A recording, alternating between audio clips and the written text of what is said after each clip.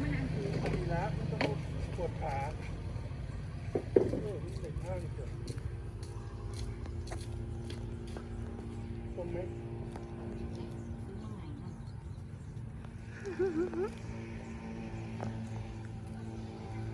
ข้าวเหนียวมันจะเก่งๆนะ ต้องกิน ตัวนี้ไปตัวนี้ไป เอาวางข้างบนหน่อยสิเมื่อกี้มันร้องตกใจเลยนึกว่าแม่หนีบโดนเนื้อมัน ไปดีไปดีไปมันเรียกมันกันนะไม่ต้องดูเขาเนี่ยอยากต้องตัดหรือเปล่าเนี่ย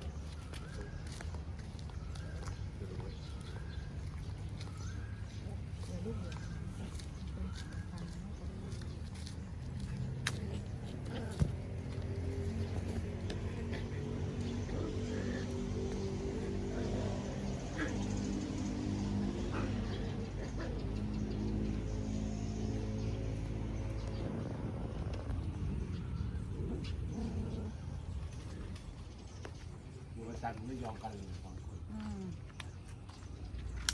คุณพี่จันเดินมาไปไหนแล้วล่ะ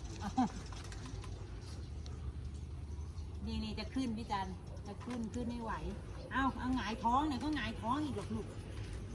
ไอ้จ้าเอ็งขึ้นได้ยังไงวะน่ะ ว่าเขานอนทุกวันแหละบอกลุงดีไม่เห็นเหรอเขานอนทุกวัน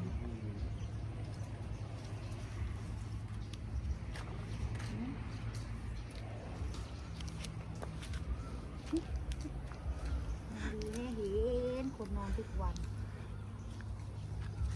เบานี่ขึ้นไม่ได้เหรอลูกพี่อาร์ต